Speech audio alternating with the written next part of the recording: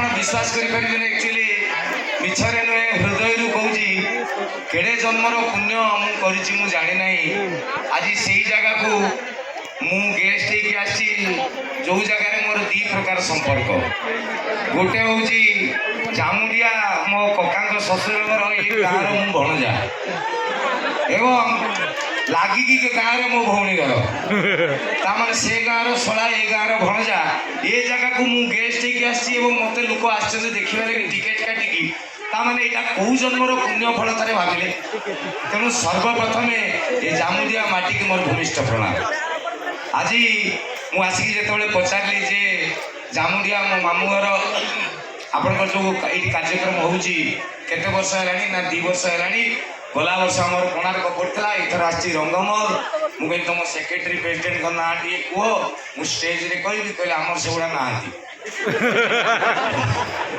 ଆପଣ ଯେମିତି ହସିଲେ ମୁଁ ହସିଲି ମୁଁ କହିଲି ନାହାନ୍ତି ମାନେ ଆରେ କିଏ ଗୋଟେ ସେକ୍ରେଟାରୀ ପ୍ରେସିଡେଣ୍ଟ ଥିବେ ଆମ ସବୁ ସେକ୍ରେଟାରୀ ସବୁ ପ୍ରେସିଡେଣ୍ଟ କ'ଣ ଏମିତି ମୂର୍ଖ ଭଳିଆ କଥା ହେଉଛ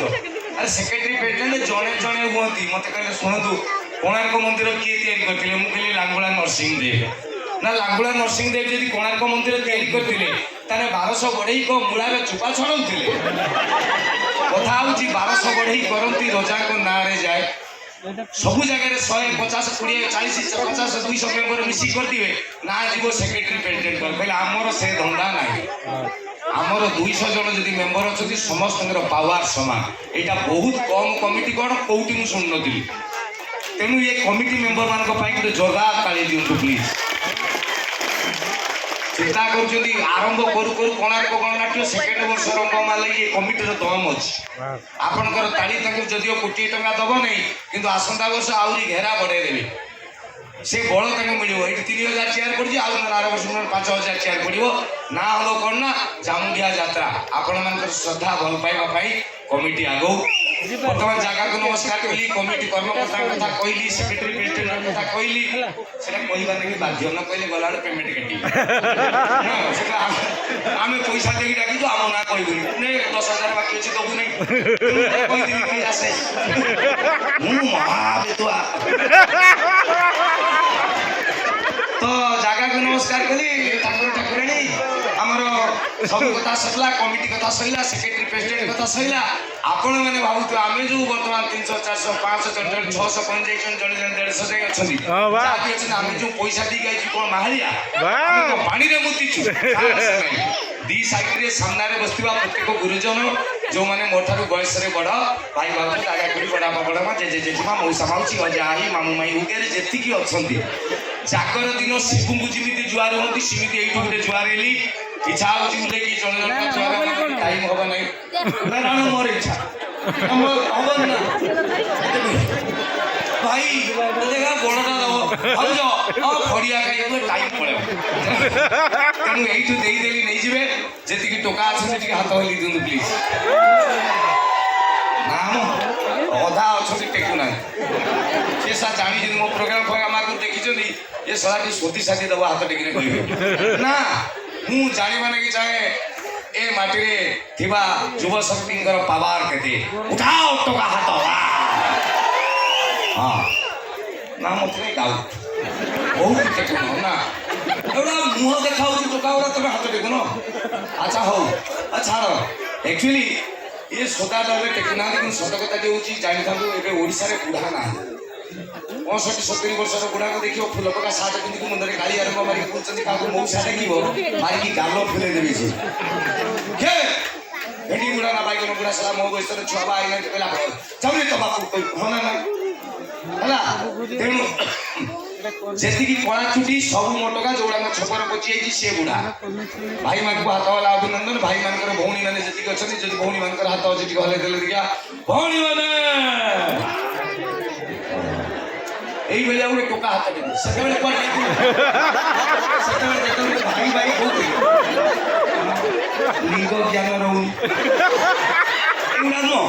ଆରେ ମୁଁ ଭାଇ ଭାଇ 5 ଥର କହୁଛି ସେତେବେଳେ ଟେକିଲେ ଭଉଣୀ କହିଲା ଲିଙ୍ଗ ଜ୍ଞାନର ଅଭାବ ତେବେ ଯାହା ବି ହଉ ଭଉଣୀମାନଙ୍କ ହାତ ଦେଖି ଭାରି ଖୁସି ଲାଗିଲା ଏବଂ 2015 ପରେ ଯେଉଁ ଛୁଆ ସବୁ ଜନ୍ମ ହୋଇଛନ୍ତି ଅଣ୍ଡର କଦର ଚିଙ୍ଗିଡ଼ି ମିଙ୍ଗିଡ଼ି ବାଚା ସବୁ ସେଗୁଡ଼ାକୁ ଯଦି ଥିବେ ଅପର୍ଯ୍ୟାପ୍ତ ସ୍ନେହ ପାରିବେ ଯଦି ଗୋଟେ ଗୋଟେ ଚକୋଲେଟ୍ ଦେଇଦେବେ ଏତେ ପଇସା ମୋ ପାଖରେ ହବ ନାହିଁ।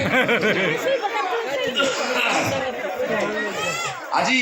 ଆକ୍ଚୁଆଲି ଭାରି ଖୁସି ଲାଗେ। ବାହାର ଜାଗାକୁ ଗଲେ ଗୋଟେ ଡର ଥାଏ, କିଏ କ'ଣ କହିଦେବ କି ନିଜ ଏରିଆକୁ ଆଇଛ ଷଣ୍ଢ ଭଳିଆ ମୋତେ ଲାଗୁଛି। ନା ଆମ ଏରିଆ ନା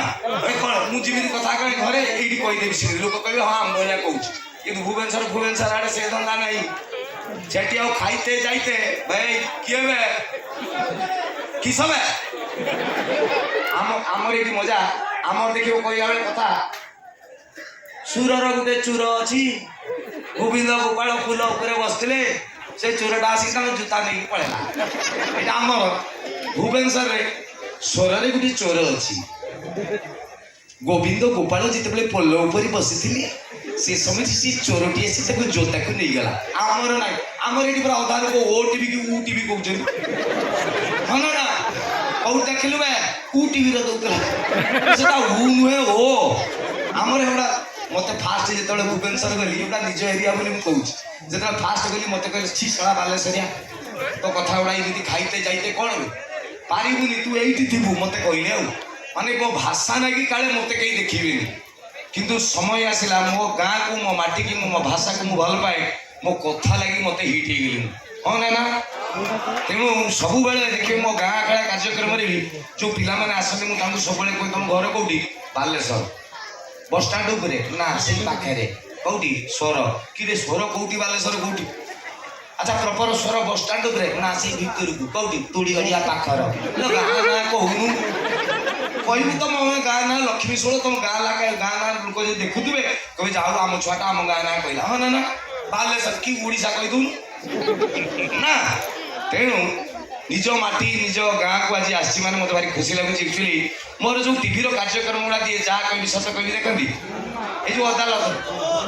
ଏଇ ଯେଉଁ ମାଜିଷ୍ଟ୍ରେଟକୁ ମଉସା ଡାକି ଦିଏ ମୁଁ, ଦେଖିଛନ୍ତି ତ? ଆଉ ଗୋଟେ ଫାଲତୁ କଥା ବଜରଙ୍ଗୀ କଲୋନୀ ଏବେ ଗୋଟେ ଚାଲିଛି ଏଇଟା ବା ଏଇଟା ଦେଖୁଛନ୍ତି।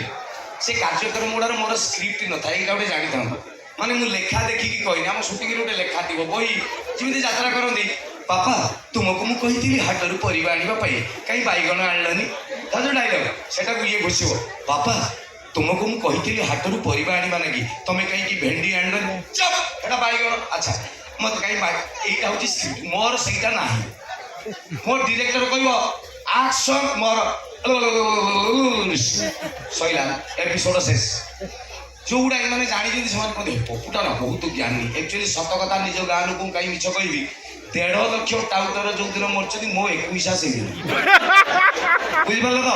ତା ମାନେ ମୁଁ ଆଜି ପର୍ଯ୍ୟନ୍ତ କମେଡି କରିନାହିଁ। ଆପଣଙ୍କ ଜୀବନରେ ମୋ ଜୀବନରେ ଯେଉଁ ଘଟଣା ଗୁଡ଼ା ଘଟୁଛି ତାକୁ ମୁଁ ଟିଭିରେ କହୁଛି, ଆମ ଲାଇଫଷ୍ଟାଇଲଟା ଏତେ ଖରାପ ହେଇଗଲାଣି ଯେ ଆମ କଥା ଗୁଡ଼ା କମେଡି ଭଳିଆ ଲାଗୁଛି। ଏଇଠି ଘଟଣା ଘଟୁଛି, ଆପଣଙ୍କୁ ଗୋଟେ ଉଦାହରଣ ଦେବି। ବେଳେବେଳେ ଦେଖିବେ ଆପଣଙ୍କର ଏଇଠି ପାଖରେ ଲେଖା ହେଇଥିବ, ସଜନାବାଡ଼ି ଯିବେ ଲେଖା ହେଇଥିବ ଡିସେମ୍ବର 20 ଭୁବନେଶ୍ୱର ଚାଲ, ଦେଖିଛନ୍ତି? ଗୋଟେ ନୀଳଗିରି ଯିବେ, ଆପଣ କୋଉ ଚାଟ ଦୋକାନରେ ଠିଆ ହେଇଥିବେ, ଛେପ ପକେଇବାନି ଗଲାକୁ ଦେଖିଲା ଲେଖା ହେଇଥିବ ଡିସେମ୍ବର 20 ଭୁବନେଶ୍ୱର ଚାଲ। ଭୁବନେଶ୍ୱର କାହିଁକି ଚାଲିବୁ ଆମେ? କାମ ଧନ୍ଦା ନାହିଁ। ବୁଝୁ ଜଣା ପଡ଼ିବ ଯେ କେନ୍ଦ୍ରରୁ କିଏ ଗୋଟେ ମନ୍ତ୍ରୀ ଆଉଛି, ତାକୁ ଦେଖେଇବେ ତାଙ୍କ ଲୋକାଲ ନେତା, ଦେଖ 3 ଲକ୍ଷ ଲୋକ ତମକୁ ଭଲ ପାଆନ୍ତି। ଆଚ୍ଛା ସେ 3 ଲକ୍ଷ ଲୋକ ଆସିବେ କୋଉଠି? ଇଏ ତ ନେତା ଫେତା ଡାକିବେ ତ ପଇସା ନ ନେଲେ ଲୋକ ଯିବେନି। ତାପରେ ଗାଁରେ ଯେଉଁ ଲୋକାଲ କଣ୍ଟ୍ରାକ୍ଟର କହୁଥିବେ, ତୁ ସ୍କୁଲ କାମ ନେଇଛୁ, କେନାଲ ବନ୍ଧ ନେଇଛୁ, ରାସ୍ତା କାମ ନେଇଛୁ, 50 ଲୋକ ନେଇକି ଭୁବନେଶ୍ୱର ଯିବୁ, ନହେଲେ ତ ବିଲ୍ ପାସ୍ ହବନି ପଲେ ପଡ଼ିକି। ଆଉ ଇଏ ଯେଉଁ ଗାଁର କୁଚୁରୁ ମୁଚୁରୁ ଟାଉଟର, ତାପରେ ଲୋକ ଯୋଗାଡ଼ କରିବେ କେମିତି? ମିଛ। ପଦିଆ ବିଲରେ ହଳ କରୁଛି, ପହଞ୍ଚିଗଲା ପଦିଆ ଦି ନା ହଁ ଚାଲୁ ଭୁବନେଶ୍ୱର ଯିବା 20 ତାରିଖ। ପଦିଆ କହିଲା ନା ଏବେ ବିଲ କାମ ଏଇନା ଯାଇ ହବ, ଚାଲ ଟିକେ ଯିବା, ଯାଆନ୍ତେ ଟିକେ ଧଉଳି ବୁଲି ଦିଅନ୍ତେ, ଟିକେ ଲିଙ୍ଗରାଜ ଦେଖି ଦିଅନ୍ତେ, ଖଣ୍ଡଗିରି। ଇଏ କହିବ ହଁ ଯେ ଏତେ ପଇସା କୋଉଠୁ ଆଣିବୁ, ମୋ ପାଖରେ ଏତେ ପଇସା ପତ୍ର ନାହିଁ, ତାପରେ ଏଇନା ଭୁବନେଶ୍ୱର ଯିବା ଆସିବା ଖାଇବା। ଇଏ ଟାଉଟର ମୁଁ ଦେବି, ତୁ କିଛି ନାହିଁ, ମାଗଣା ଫ୍ରି ଚାଲ। ମୁଁ ଗୋଟେ କାଲି ସପନ ଦେଖିନି ତ, ଗାଁ ଲୋକଙ୍କୁ ନେଇକି ତୀର୍ଥ କରିଦେ ପୁଣ୍ୟ ହବ, ସେଇଥିପାଇଁ ଡାକୁଛି। ପଦିଆ କହିଲା ଭାରି ଏମିତି ଲୋକ ଅଛନ୍ତି। ପଦିଆ ପଳେଇଲା। ଏମିତି ଭୁବନେଶ୍ୱରରେ ଡିସେମ୍ବର 20 ଦେଖିବେ 3 ଲକ୍ଷ ଲୋକ, ଯିଏ ଯୁଆଡ଼େ କରୁଥିବେ ସୁଇମିଂ ପୁଲରେ ଝାଡ଼ା କରି ପଛ ଧୋଇଦେବେ, ମାନେ ଇଏ ଭଳିଆ ଗାଁ ଲୋକ। ହୁଳୁରୁ ହାଳୁରୁ ହଉଛନ୍ତି। ପଦିଆ ଫାଷ୍ଟ ଟାଇମ୍ ଭୁବନେଶ୍ୱର ଯାଇଛି, କୋଉଠି ଦହିବରା ଖାଇଦେଲା, କୋଉଠି ଗୁପଚୁପ ଖାଇଦେଲା। ଆଉ ଯେଉଁମାନେ ଆପଣ ରାଲି ଫାଲିରେ ଯାଇଥିବେ ଜାଣିଥିବେ, ଯେଉଁ ଅରୁଆ ଡାଲମା ଯେତେବେଳେ ଦିଆଯିବ, 5000 ଲୋକ ବସିଥିବେ, ଏମିତି ବାଡ଼ୁଥିବେ, ଯିବି ତେନ୍ଦୁଲକର 6 ପିଟୁଛି ପଦିଆ ବସିଛି ଖାଇବା ଲାଗି ତା ଖଲିରେ ଭାତ ଡାଲମା ଆଉ ଜଣଙ୍କ ଖଲିରେ ପଡ଼ିଗଲା ଆଉ ଇଏ କହିଲା ଭାଇ ଏଇଟା ଡାଲମା ମୋ ଖଲି ଆଉ ଜଣେ କହୁଛି ଖାଇଯା ଯାହା ମିଳୁଛି ମାଗେଣା ଖାଇ ମାନେ ଏମିତି ଖେଚା ପେଲା ହେଇକି ଠେଲା ପେଲା 5ଟା ବେଳକୁ ମିଟିଂ ସରିଗଲା ଗାଡ଼ି ବାହାରିଲା ଗାଁକୁ ଯିବ ଆଉ ପଦିଆ କହିଲା ଭାଇ ତୁ ପରା କହିଥିଲୁ କ'ଣ ଖଣ୍ଡଗିରି ଦେଖେଇବୁ ଧଉଳି ଦେଖେଇବୁ କ'ଣ କୋଉଠି ପଳେଇବା ତ ଟାଉଟର ଏ ନାଁରେ ଆଜି ମିଟିଂଟା ଲେଟ୍ ହେଇଗଲା ଆଉ ଦିନେ କେବେ ଆସିବା ଆଉ ଇଏ ପଦିଆ କହିଲା ମୁଁ ସଦାଟି ଜାଣିଛି ତୁ ଟାଉଟର ତୋ କାମ ସରିଗଲା ପରେ କହୁଛୁ ଟାଇମ୍ ହେଇଗଲା ନା ଓକେ ଗୋଟେ ଦିନ ଆସିବା ଖର୍ଚ୍ଚ ହେଇଗଲା ଖାଇବା ପିଇବା ହେଇଗଲା ତମେ ତମର ପଳାଅ ମୁଁ ମୋର ପଇସା ନେଇଛି ଆଣିଛି ମୁଁ 2-3 ଦିନ ରହିକି ଯିବି ଭୁବନେଶ୍ୱର ଫାର୍ଷ୍ଟ ଟାଇମ୍ ଆସିଛି ଗାଁ ଲୋକ ପଳେଇ ଆଇଲେ ପଦିଆ ରହିଗଲା ଭୁବନେଶ୍ୱରରେ ଆଉ ରାତି 8ଟା ଖଣ୍ଡେ ବାଜିବ କୋଉଠି ରହିବ କହି ଜଣକୁ ପଚାରିଲା ଭାଇ ଏଇଠି କୋଉଠି ରହିବା ସୁବିଧା ଅଛି ସେ ଲୋକ କହିଲା ଭାଇ ଏଇଠି ରୁମ୍ ଅଛି 650 ଟଙ୍କା ପାଖରୁ ଆରମ୍ଭ କରି 60,000 ଯାଏ ତମର କୋଉଟା କହି ଗୋଟେ 800 ଟଙ୍କିଆ ରୁମ୍ ନେଇଗଲା ଆଉ 800 ଟଙ୍କିଆ ରୁମ୍ ଭିତରେ ରହିଛି ଶୀତ ଦିନିଆ ଡିସେମ୍ବର 20 ହଠାତ୍ ରାତି 9ଟା ଖଣ୍ଡେ ବାଜିଛି ତା ପେଟ ଯୋଉ ଇଆଡୁ ସବୁ ଖାଇଛି ଗାଁ ଗହଳି ଲୋକ ସିଷ୍ଟମେଟିକ ଖାଇବା ସକାଳେ ରୁଟି ଖାଇଦେଲେ ଖରାବେଳେ ଇଏ ଯୋଉ ଦହିବରା ଆଳୁଦମ ଗୁପଚୁପ ଅରୁଆନ୍ନ ଖାଇଛି ତା ପେଟ ରାତି 9ଟା ବେଳକୁ ପ୍ରୋବ୍ଲେମ ଆଉ ରାତି 9ଟାରେ ରୁମ୍ରେ ବସିଛି ପେଟ ଏମିତି ହେଲା ଆଉ ସେ କ'ଣ ତାକୁ ଝାଡ଼ା ଲାଗିଲା ଆଉ କହିଲା ଓ ଝାଡ଼ା କରିଦେବା କହି କବାଟ ଖୋଲିକି ପଦାକୁ ପଳେଇଲେ ଭୁବନେଶ୍ୱରଟା ପୁରା ଟାଉନ ଏତେ ଲାଇଟ୍ ଏଠି ହକିବି କୋଉଠି ବି କ'ଣ କରିବି ଆଚ୍ଛା ସିଏ ଜାଣିନାହିଁ ସେ ରୁମ୍ ଭିତରେ ପାଇଖାନାଟା ଅଛି ଆଚ୍ଛା ଆମ ଗାଁ ଗହଳି ଲୋକ ଯୋଉଠି ଖାଇବେ ସେଠି ହକିବେନି ତେଣୁ ସିଏ ଭାବିଛି ପଦା ଆମ ଗାଁ ଗହଳିର ଝାଡ଼ା ଯିବା ଷ୍ଟାଇଲ୍ ଅଲଗା ଏବେ ସିନା ସ୍ୱଚ୍ଛ ଭାରତ ପଳେଇ ଆଇଲା ମାନେ ଆଗରୁ ଯୋଉ ଶାନ୍ତି ବିଲ ଭିତରେ ବସିଥିବ କି କେନାଲ ବନ୍ଧରେ ବସିଥିବ ତଳେ ଦୁବ ଘାସ ବାଜୁଥିବ ଉପରେ ପବନ ସେ ଯୋଉ ଶାନ୍ତି ଏବେ କ'ଣ ନାହିଁ ତଥାପି ଇଏ ଯୋଉ କହିଲା କ'ଣ କରିବି ସେ ତ ଜାଣିନାହିଁ ତା ଭିତରେ ପାଇକିନା କୋଉ କବାଟଟା ଠେଲିଦେଲେ ଗୋଟେ କବାଟ ଥିବ ସେ ଜାଣିନାହିଁ ତ ଅତିରିକ୍ତ ଯେତେବେଳେ ଲାଗିଲା ପୃଥିବୀରେ ସବୁ ଜିନିଷକୁ ଅଟକେଇ ହବ ଝାଡ଼ା ନୁହଁ ସେ ଦେଖିଲା ଯୋଉ ଡେଲି ଖବରକାଗଜ ଥିଲା ପ୍ରଜାତନ୍ତ୍ର ଧରିତ୍ରୀ ସମ୍ବାଦ ପ୍ରଗତିବାଦୀ କ'ଣ ଗୋଟେ ଥିଲା ତାକୁ ପକେଇକି ତାରି ଉପରେ କାମଟା ସାରିଦେଲା ଆଉ ସାରି ସାରିକି ତାକୁ ଗୋଟେ ପୁଡ଼ିଆ ମୋଡ଼ିଦେଲା ହରିବୋଲ ପୁଡ଼ିଆ ଭଳିଆ ଗୋଟେ ମୋଡ଼ିଦେଲା ଆଉ କହିଲା ମାଲଟାକୁ କ'ଣ କରିବା କହିଲା ପଦାକୁ ଗଲେ ଜାଣି ପକେଇବେ ହଠାତ୍ ଦେଖିଦେଲା ଉପରେ ଗୋଟେ ସ୍କାଇ ଲାଇଟ୍ କଣା ଅଛି ସେ ରୁମ୍ରେ ଆଉ କହିଲା ଏଇପଟେ ଫିଙ୍ଗିଦେବି ଜୁଆରେ ପଡ଼ିଲେ ଲୋକ ଜାଣିପାରିବେନି ଆଉ କ'ଣ କହିଲା ଜୟ ଜଗନ୍ନାଥ ହେ ପ୍ରଭୁ ଠିକ ରଖିବ କହିକି ମାରିଦେଲା ତା ବେଳା ଭଲ ସେଟା ସେ ସ୍କାଇ ଲାଇଟ୍ ଭିତରେ ଗଳିଗଲା ବେଳା ଖରାପ ସେଇଠି ଗୋଟେ ଭେଣ୍ଟିଲେସନ ଫ୍ୟାନ୍ ଲାଗିଛି ଆଉ ଇଏ ଯୋଉ ମାଲଟା ବାଜିଛି ସେ ଫ୍ୟାନ୍ ଛାତ ଯାକ କରିଦେଲା ଆଉ ଇଏ କହିଲା ମଲେଇ ପଡ଼ିକି ସାରା ଏତିକି ଟିକେ ମୁଣ୍ଡରେ ତକିଆ ତଳେ ରଖି ଶୋଇ ପଡ଼ିଥାନ୍ତି ଗୋଟା 10 ଫୁଟିଆ ଛାତ ମୋ ହାତ ପାଇବନି କ'ଣ କହିକି ଗନ୍ଧ ବେ ଯାହା ହବ ଦେଖାଯିବ କହିକି ଶୋଇପଡ଼ିଲା ଆଉ ସକାଳ 7ଟା ବେଳକୁ ଯେତେବେଳେ ଶୋଇପର ଝାଡ଼ୁ ମାରି ମାରି ଆସିଲା ଫିନାଇଲ ଧରିକି କହିଲା କି ଗନ୍ଧ ବେ ମୁଁ ତ ଡେଲି ଫିନାଇଲ ଦେଇକି ସଫା କରୁଛି ସେ ଏଇ ରୁମ୍ରୁ ଆସୁଛି ଆଉ କହିକି ଗଲାକୁ ସକାଳ 7ଟା ବେଳକୁ ପଦିଆ ଉଠି ପଡ଼ି କମ୍ବଳଟା ଘୁରିକି ବସିଛି ଇଏ ଶୋଇପର କହିଲା ଭାଇ ଏ ଗନ୍ଧ କ'ଣ ହେଉଛି କି ଆଉ ସେ ପଦିଆ କହିଲା ଭାଇ ଜାଣିପାରିଲିନି ଆଉ ଉପରକୁ ଦେଖିଦେଲା ସେ ଶୋଇପର ଦେଖିଲା ଛାତ ଯାକ ମାଲ ଆଉ କହିଲା ଭାଇ ଇଏ କ'ଣ ପଦିଆ କହିଲା ଭାଇ ମୁଁ ଫାର୍ଷ୍ଟ ଟାଇମ୍ ଭୁବନେଶ୍ୱର ମୁଁ ଜାଣିପାରିଲି ନାହିଁ ଭୁଲରେ ହେଇଗଲା ଆଉ ପାଟି କରିନି 100 ଟଙ୍କା ନେଇକି ସଫା କରିଦେଲି ସେ ଶୋଇପର କହିଲା କ'ଣ 100 ମୁଁ ତ 100 ଲୋକ ମୁଁ 500 ଦଉଛି ଧ ମତେ ଖାଲି କହ ତୁ ଏ ଷ୍ଟାଇଲରେ ହକିଲୁ ଭାରି ଅଜବ ଦୁନିଆ ତେବେ ଭାଇମାନେ ଖାଲି ଗୀତ ଶୁଣିବେ ହେଉଛନ୍ତି ତେଣୁ ଆଉ ଅଧିକା ସମୟ ନଷ୍ଟ ନ କରି ମୁଁ ଏତିକି କହି ବକ୍ତବ୍ୟ